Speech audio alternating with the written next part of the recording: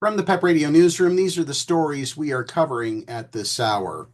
Pumpkinführer Trump has used the executive order to block gender-affirming care for children and adults in the United States. What an ignorant, transphobic bigot. President Donald Trump has signed an executive order that seeks to ban youth and adults under the age of 19 from accessing puberty blockers, hormone therapy, and surgical procedures, or as the order calls them, chemical or surgical mutilation, as gender-affirming care for transgender individuals. The order threatens prosecution against sanctuary states that protect this care. The American Civil Liberties Union has already pledged to sue to block its enforcement.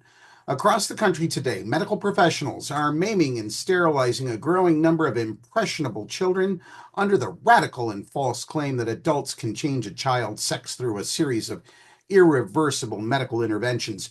The order states, omitting the fact that gender-affirming care has been safely provided to cisgender and transgender children for decades and is suggested as a best medical practice by most major American medical and psychological associations. The order defines child or children to mean an individual or individuals under 19 years of age. The age of majority, or age at which someone is considered an adult, is generally 18 in most states, though in Alabama and Nebraska it is 19, and in Mississippi it's 21. U.S. immigration law also considers people under the age of 21 as children.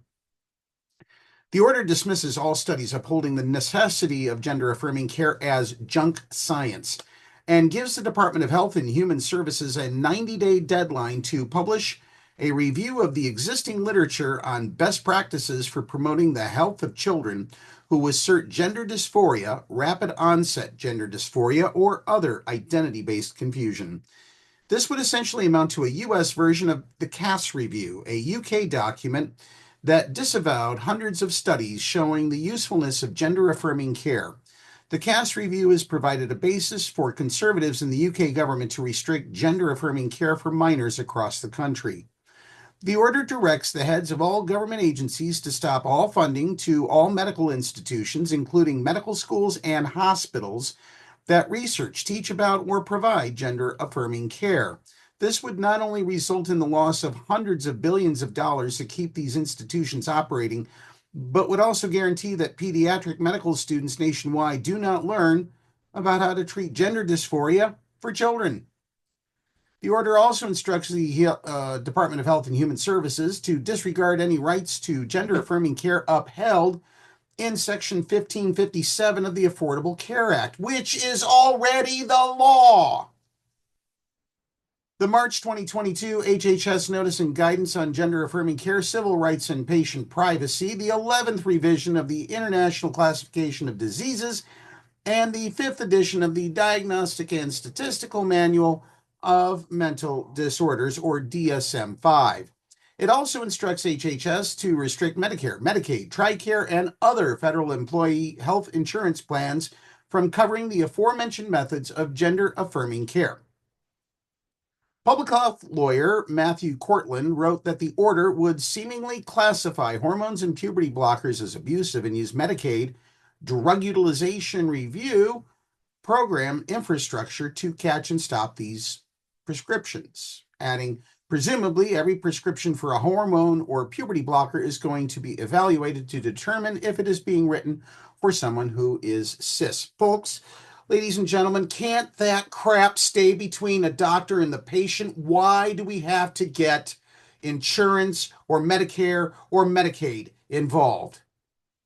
None of them are qualified to offer any sort of medical information to anyone, especially the man that's being considered for HHS Secretary, Robert Kennedy Jr. The man is a moron and he should be voted down.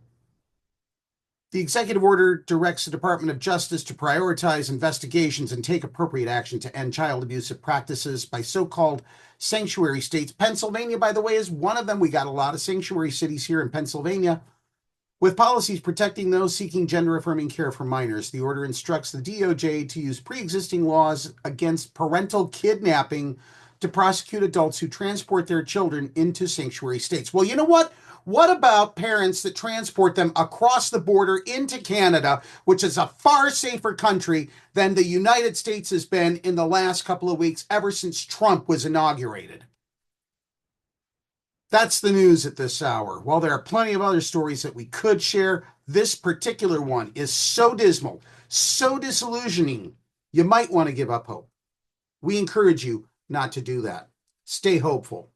We will remain supportive of our transgender friends and stand side by side until he is eventually forced out of the White House. And you know by the word he whom I mean.